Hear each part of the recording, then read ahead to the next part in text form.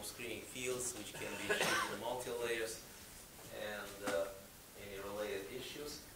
So basically, this picture is probably the whole thing of it. This is the idea to increase the breakdown field of niobium by putting alternating layers of higher HC or TC material separated by thin dielectric layers. And that basically allows us, at least theoretically, to push the breakdown field up to the superheating field, the bulk superheating field of the layered material, which for niobium-13 would be somewhere around 450 millitesla, which doubles the breakdown field of niobium. And that's all based on a very old paper by Abrikosa, who showed that the lower critical field of a thin film in the parallel magnetic field, which is equal on both sides of the film, increases inversely proportional to the thickness of the layer. So that simply means that there are no thermodynamically stable vortex positions in that screen. And that idea caused a lot of excitement in the community, and lots of groups are now actually pursuing it. It also caused lots of misinterpretations, particularly from Cornell group, some statements that HC1 is 0, HC1 is not important, the superheating field is reduced, not increased, and dissipation is unmanageable. I'm going to show you that all these statements are basically irrelevant to this particular problem. So let me first give a brief overview of recent progress. There have been several experiments which show that low critical field in films is indeed enhanced, and it was shown on cuprates by Sivale, and there was a group from Saclay and Los Alamos and from William and Mary. They all showed that indeed HC1 of thin films increases as the thickness decreases. And also was shown that the high performance of niobium can be increased by putting a niobium nitride overlayer, and that includes the surface resistance and the breakdown field. Again, very encouraging results. And now what's next? What are we going to do about it? Well, I think there are several important issues to address here. First of all, what would be the optimized multi-layer? Is there any optimal thickness of layers which maximize the breakdown field? And the answer is yes, and I'm going to show you what the optimal thickness is. If yes, how can the maximum screening field be increased? How far can we push it? And it turns out that the optimized screening field can exceed superheating fields of both the layered material and niobium. And that is really exciting because we're no longer limited by a superheating field of niobium-13, for example, or any material we want to use, but we can actually go above that. Do we know how to select the best layer material? To some degree. And we can even use a dirty niobium as a multi-layer, and it also can provide a substantial boost in the breakdown field. And people really don't like insulating layers, and I understand why. However, insulating layers are really instrumental to block thermomagnetic instabilities, which actually penetration of vortices. And that was the only reason why we needed insulating layers. So here's an outline of my talk, and I'm going to say several things about optimal thickness of multi-layers, exceeding the superheating field of both niobium and the layered material. Then I'm going to discuss how multi-layer provides the best protection of cavities against surface defects, which lower the surface barrier and open gates for local penetration of vortices. And then I'm going to show some rough estimates how using niobium-13 or niobium nitride multi-layer would double the accelerating field, pushing it about 100 megavolt per meter. And if you would use pnictides, the new class of superconductors is to be discovered, that can potentially quadruple the accelerating gradient. And also, I think it's a new possibility of using dirty niobium multilayers to push the screening up to 300 millitesla. So let me first remind you the physics of the superheating field. So we apply the parallel field to the superconductor. There's a screen here, and the current density is maximum right at the edge of near the surface. The slope is the current here, and basically as this current density reaches the so-called the apparent current density, which is the superheating field divided along penetration depth, there's an instability of the Meissner state right here, and that is at which point Meissner state breaks down and the vortices start coming in. This is the result of numerical simulations. And that was a very old problem, was first addressed in 1967 by Metricon and St. Jean, and then lots of people have contributed to that, and here is a summarizing diagram which shows the superheating field as a function of Ginsburg-Landau parameter. And so starting from about here, niobium is here, the superheating field reduces gradually, approaching a fraction of the thermodynamic critical field, 0.75 roughly, down here. However, this is a result of the Ginsburg-Landau analysis, which only is valid near critical temperature. What we need in cavities, we want low temperatures. And unfortunately, the problem at low temperatures is a lot more complicated because it requires solving full-blown BCS equations as a function of current, which is a very tough and so far unresolved problem. But the physics is the same. We have the current density in units of the apparent current density as a function of the superfluid velocity, and the current density increases, reaches the maximum, and starts decreasing, at which point the Meissner state becomes unstable. And the superconducting gap, not the order parameter, not superconducting gap, stays more or less constant all the way to the breakdown field in the clean limit, and decreases a little bit in the presence of impurities. For SRF problems, the most important part of this story is not this. It's what density of states does. Because it is the density of states which defines the surface resistance. And that has been not very well appreciated, but I think this is the main issue here. And the behavior of the density of states as a function of current changes drastically depending on the sample with cleaner duty. So in the clean limit, here's the idealized density of states. We start increasing current density of states. First of all, the peak disappears. There's a cusp. And now the gap is here. Now the red line shows the density of states at the superheating field. And we see that in the clean limit, at the superheating field, there is no gap. So the surface resistance will be of the order of the normal state surface resistance, because there is no gap in the spectrum. In the duty limit, the situation is much better. So we have the same idealized BCS density of states. As we increase the current, well, we have this evolution of the density of states. The red line is the superheating field. And at the superheating field, we still have about 30% of the gap. That means that we still have thermally activated, exponentially small surface resistance, which is very good news. And another good news is that the superheating field by itself is very weakly dependent on impurity concentration, so it stays more or less flat. However, we only know one number. It's 0.84 Hc in the limit of large kappa. That's the only number we know. And that's the only number I'm going to use in this talk.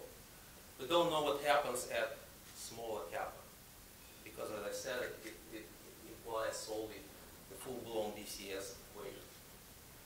Now here we have a bunch of possible candidates for the layered material. Niobium has the highest lower critical field among all superconductors, so this is the best candidate for. That's why niobium is so successful.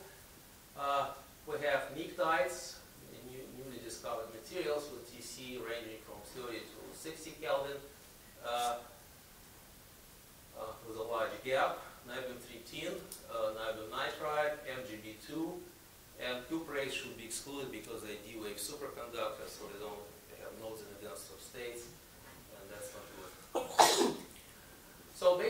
have the following problem. Niobium has the highest HC1, but not the thermodynamic critical field.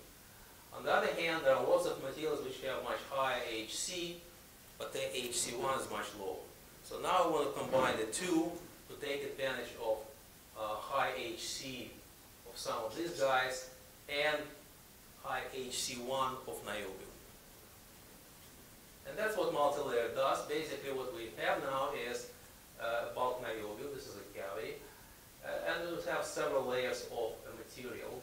So this material has a longer penetration depth lambda, and niobium has penetration depth lambda 0. So we have to solve two London equations, which is simple. It's a linear problem. And here's the screening field as a function of distance. Now we have two boundary conditions. The magnetic field must be continuous here, and also the electric field must be continuous here. And from the London equation, the electric field is the AC field is lambda squared times h prime, the derivative. So that is the continuity of the electric field. So it must be continuous. So the solution is shown here. It's a simple exponential solution. However, it shows several important features for the multilayers. So this is a screening field in the layer here. So it has the usual exponential decay, but it also has a term which has the exponentially increasing current. Of course, the total current always decreases exponentially. But this effect comes from the substrate, which induces a superflow, the backflow of current in the opposite direction, because penetration depth in niobium is shorter than the penetration depth. It only happens if the substrate has a lower penetration depth than the layers. So we have two important parameters here. We have K, which is the mismatch of the penetration depths, and that parameter is positive if the layers have the penetration depth larger than niobium, and that's the case for all these layered materials. Usually penetration depth of pnictides about 200 nanometers, and niobium-13 has from 65 to 200 nanometers, so it's always greater than niobium. Now, if we calculate the current density at the surface, we find that, just taking the derivative of what I just showed, this is a full expression for the current density. The maximum current density occurs at the surface of the layer. So we have H divided by lambda, which is the usual formula of the London theory, and this term comes from the effect of the substrate, from the backflow effect induced by the substrate. And you see this term is positive because K is positive. So what it shows is that the substrate actually reduces the screening current density on the surface of the layer. And because the superconductivity is destroyed by currents, not by fields, the substrate actually helps the layer to withstand higher fields. So that's the major result of this simple analysis. So the counterflow induced by the substrate reduces the current density at the multilayer surface, allowing the Meissner state to survive up to a field exceeding the superheating field of the layer. Did I get it right? It means you need to have not enough layers so that the substrates can... Right. That's why there is an optimal thickness.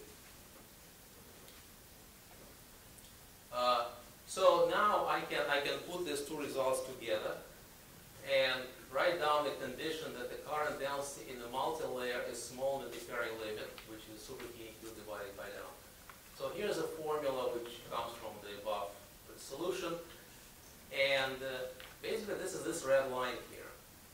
So the condition that my current density in the multilayer on the surface is small in the Differing limit shows me that the Meissner state should be below that red line.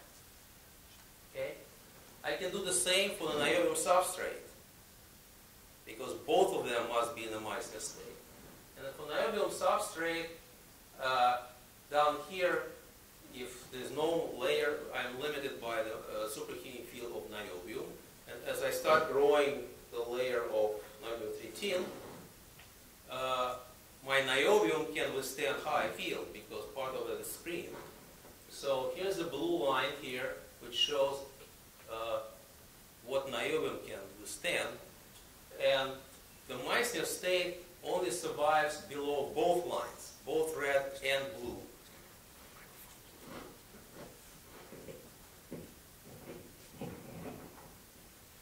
So, thank you.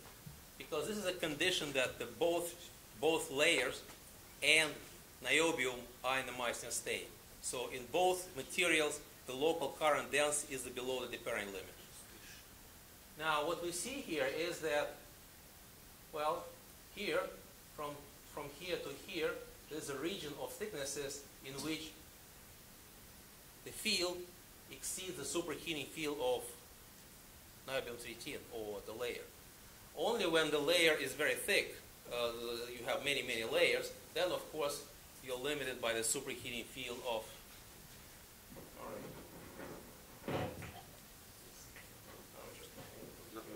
Who's moving on the jacket? Yeah. Now Okay. it will be better. All right. So, so the Meissner state in the system of the layers on top of niobium exists only below both lines. And here we see that there's a crossing point which defines the optimal thickness, at which thickness you have this dependent current density flowing on the niobium surface and on the layer surface. So that gives me the optimal thickness, which exceeds, and the field here exceeds the superheating field of both. So from what I showed before, I can actually calculate the optimal thickness in terms of the parameters of the material. Here's the superheating field of the layer, superheating field of niobium, and two penetration depths. And here's a formula for the optimal thickness. Unfortunately, the assumption, people always assume that it is the field which breaks the superconductivity. It's actually not the field, it's the current density. Field only induces the current density, but the Meissner state is broken by currents. So the assumption that that you have to reach a certain magnetic field actually underestimates the maximum screening field shown here. And then you can derive a formula for the maximum screening field expressed in terms of the superheating field of the layers and the superheating field of niobium, and there's a ratio of penetration depth.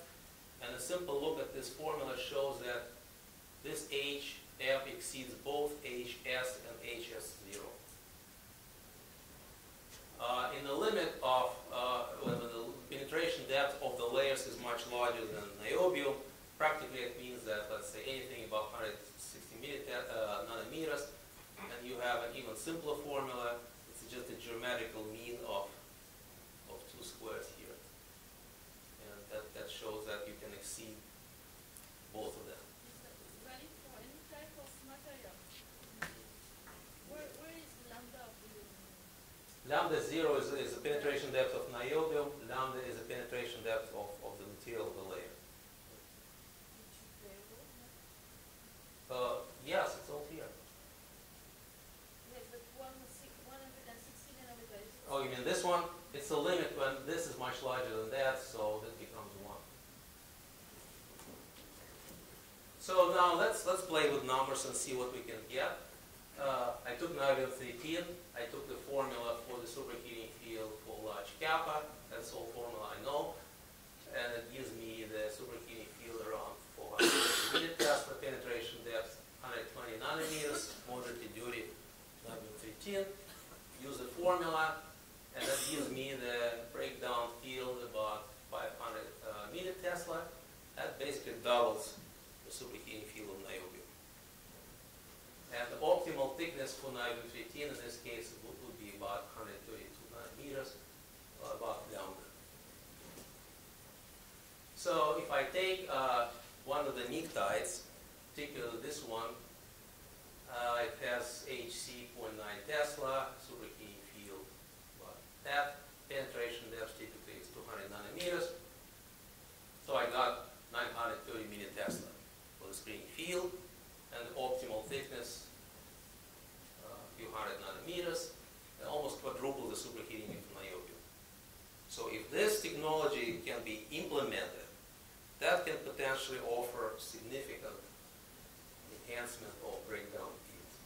Now let's play this game a little more, and let's assume that we have dirty niobium layer on top of a clean niobium. Because dirty niobium has larger lower penetration depth, so from that analysis it doesn't really matter what material we're using. So if I take a dirty niobium layer, HC 200 millitesla, superheating field is reduced because it's high kappa.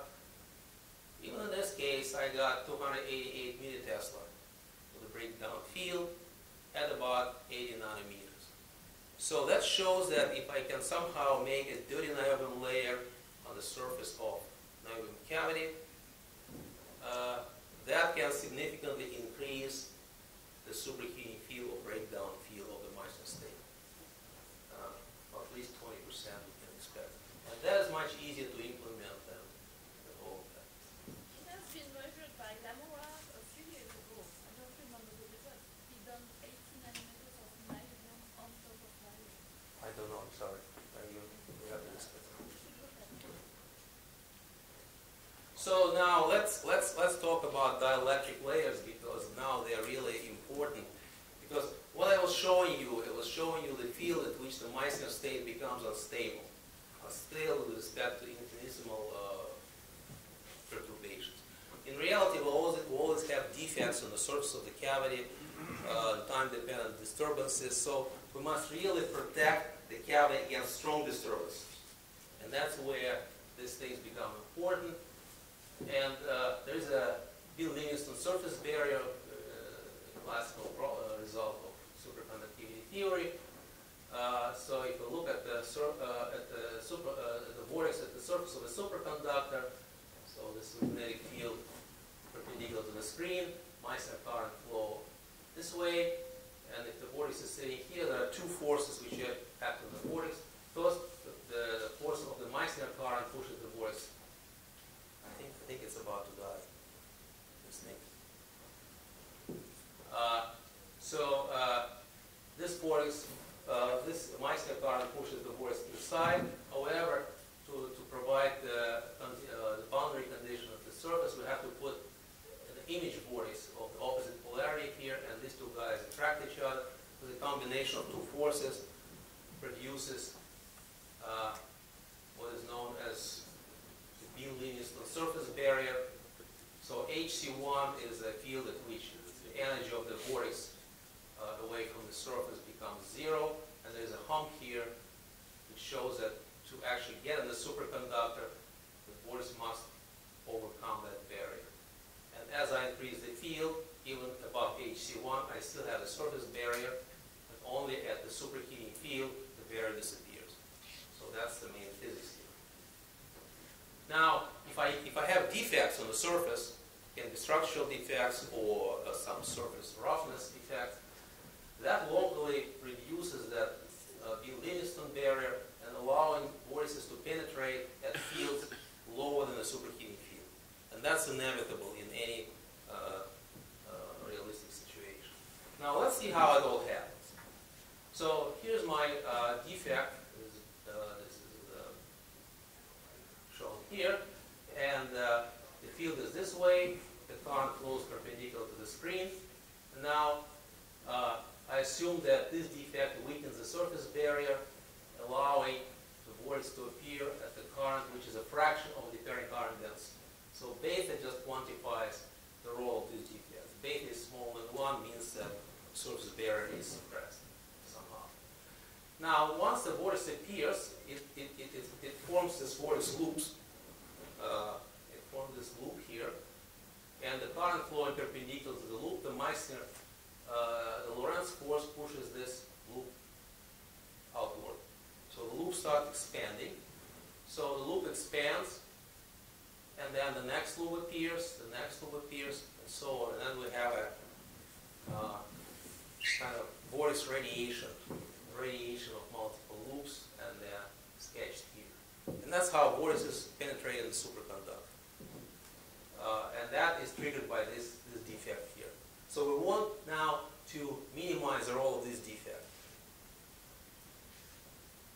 So unfortunately, penetration of vortices also is accompanied by significant heating effects, particularly at low temperatures, and it always causes dendritic thermomagnetic flux jumps. And particularly if we're using materials like niobium-13 with poor thermal conductivity, 2 orders of magnitude lower than niobium, any overheating will produce huge temperature spikes. And 2-3 nanometer micron thick film of niobium-13 doubles the thermal impedance of the cavity wall. And that significantly deteriorates thermal stability of the cavity. So we want films thinner than 2-3 microns to avoid that.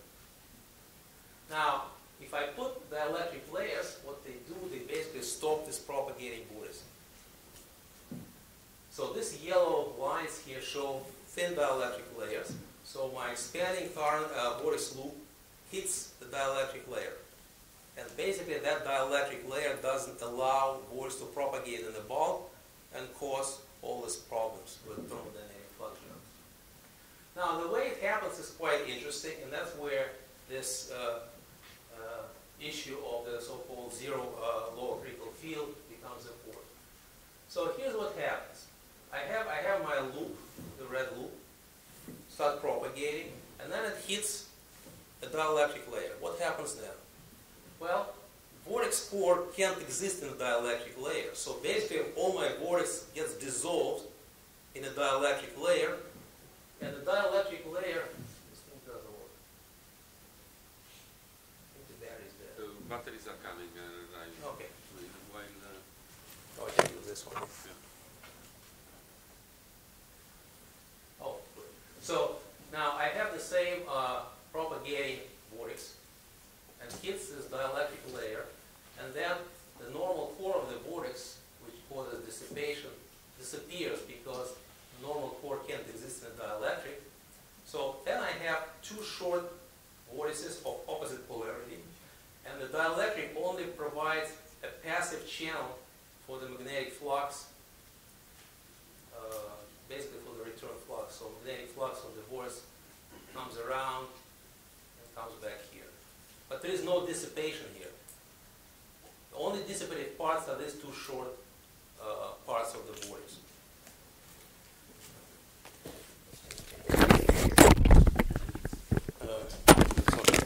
Okay, I'm sorry. So, and that provides a great reduction of vortex dissipation. So if I have the AC field going perpendicular to the screen, now my vortices of opposite polarity move up and down like this. And that's what dissipates here. Now, vortex and entire vortex, they attract each other.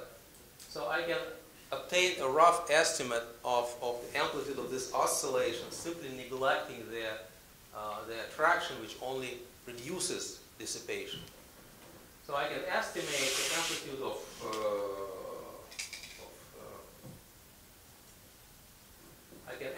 estimate the amplitude of oscillation of this pair, and I also can estimate heat generated by this. And for niobium-13, it gives me a few microns, and the heat generated on the order of a few microwatts. I'm taking these numbers for niobium-13. So really, dissipation due to penetration of single vortices is not huge, actually pretty small. So all these discussions about the zero HC1 is irrelevant because HC1 is not an issue here. HC1, the parallel HC1 is no longer a problem in multilayers. So that's what defines the performance and the dissipation in multilayer. And another advantage of this is that we only need a few hundred nanometer thick niobium-13 layer here, or any other superconductor. If I take niobium-13 as an example, a few hundred nanometers only increase the thermal impedance of the cavity wall by a few %. If I put a thick film, 1-2 micron film, I double the thermal impedance. And that would be very bad for thermal stability. And flux jumping thing, which I'm going to show next. So why is it a big deal? Well, that's why, because we know that once you exceed HC1, once I exceed HC1, vortices start penetrating in a sample through the defects at the surfaces. And that's unavoidable. That's the magneto-optics. It's experiment. And we always have defects in the sample. And once vortices start penetrating, there is a positive feedback between flux motion and Joule heating, and that accelerates, producing thermomagnetic avalanches. And for those who don't believe it, I'm going to show you a movie. Now, this is niobium film, imaged by magneto-optics. This is the field here in millitesla at 5 Kelvin. You can see flux penetrating in the sample, and it does in a non-uniform fashion because there are edge defects. That's the first avalanche. There'll be more. So that's what happens when we exceed HC1. Oh, the field is where? Right here. No, 32 the millitesla. direction, what is it? Perpendicular. The screen. Right. Yeah. So, and that is similar to lots of systems like snowflakes and pattern formation. I'm not going to talk about it here. The theory actually includes coupling of the Maxwell equation, which describes propagation of magnetic flux, and thermal diffusion equation. They're coupled together because of Joule heating. And the theory can be used to actually calculate this. And here's another movie which shows the results of the simulations. And here what we did, we put defects at the edges, just random defects, which only reduce the local GC. Not a lot, but maybe 20–30%. And you can see that these defects trigger these avalanches. The important thing here is that this becomes really violent at low temperatures. Because at low temperatures, specific heat goes to 0 as T cubed. So going from 5 Kelvin to 2 Kelvin decreases the specific heat by an order of magnitude, and that increases local thermal temperature spikes by an order of magnitude for the same heat generation. Now, how do we protect it in the multi-layer? Well, the idea is very simple. We simply take the thickness of the layer such that here, at the edge where the niobium starts, the local field is below HC1 of niobium. So even if the vortex somehow managed to penetrate through these layers, here HC1 here the field is below HC1, so it can't penetrate further. So then we can use the same formula as I showed you before for the maximum field, but now I have to redefine these two guys here. For this HC0, I take HC1 of niobium. That gives me the best protection in the bulk. And for this superheating field, I take a fraction of a superheating field reduced by defects. And now beta characterizes a defect. So for that, and just to make some numbers, I'm using really conservative numbers here. I assume that defect reduces the superheating field by half, which is actually quite a big reduction. And for HC1, I take 170 millitesla. For niobium 310, if I take these numbers, I still do much better than even the best niobium cavity. And then it's 20% higher than even the thick niobium 310 at about 100 nanometer thick niobium layer. Of course, if I use pnictides, I can easily double all the breakdown feet. So here are my conclusions. Multilayers can be optimized. There is an optimal thickness of the multilayers which allow us to push the maximum screening field above the superheating field of both layers and niobium. And that can translate into accelerating gradients way over 100 megavolt per meter. Unfortunately, you need insulating layers to stop dendritic avalanches if they appear. And it's basically like health insurance. We can live without health insurance, but better not. And that causes significant significant reduction of orders of magnitude of vortex dissipation compared to non-structured surface. So that's the only advantage of multi-layers. And lots of materials to play with, niobium-13, niobium nitride, pnictides, even dirty niobium. The key material challenges here are the grain boundaries, between grain boundaries, second phase precipitation, and the broadening of the gap peaks in the density of states, either by impurities or by homogeneities. I don't have time to discuss this, and hopefully the next speakers will address that. And I think another important possibility would be to use dirty niobium layers to do the same, which will be much easier technologically. And that can increase the breakdown field by 20–30%. Thank you.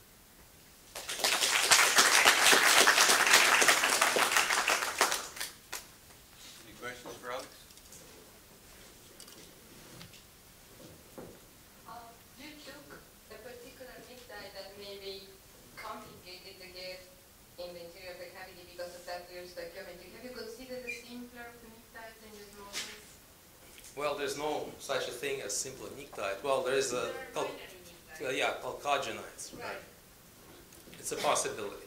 I'm just thinking under the pragmatic viewpoint of The reason I took this particular one is that there was STM on this, and it shows the best density of states I've ever seen. No subgap states. Unfortunately, in chalcogenides, the density of states has a lot of subgap states, and that would be a huge residual resistance. But again, those materials are not optimized yet, so I'm sure they'll be improved. Yeah. Thank you. One more question? So,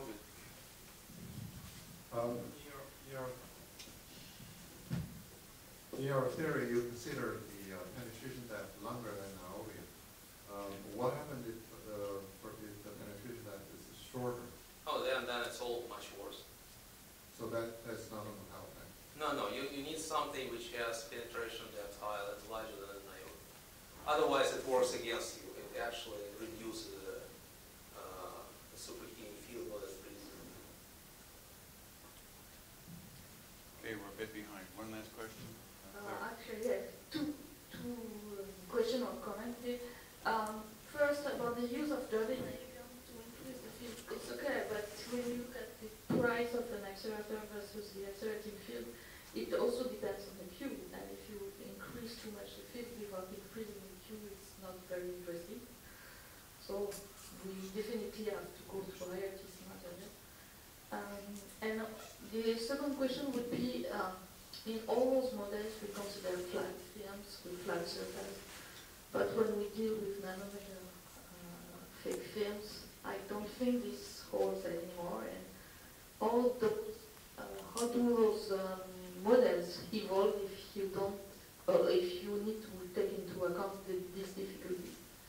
Yeah, to your first question, I don't think the situation is that bad because given the spectacular results on titanium doping and nitrogen doping, which shows clear benefits of dirty layer, I think if you use this technique to produce this dirty niobium layer, you can actually gain a lot because unfortunately in all these studies, the thickness of that nitrogen and titanium dirty layer were a few microns.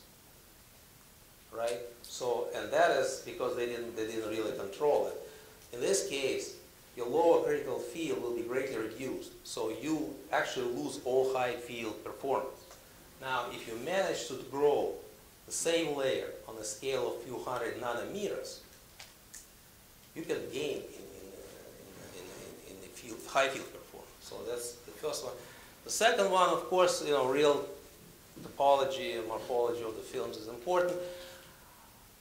Fortunately, and as I showed how the vortex penetrates, you basically produce two short vortices. And then even if your film goes like this, these guys just follow.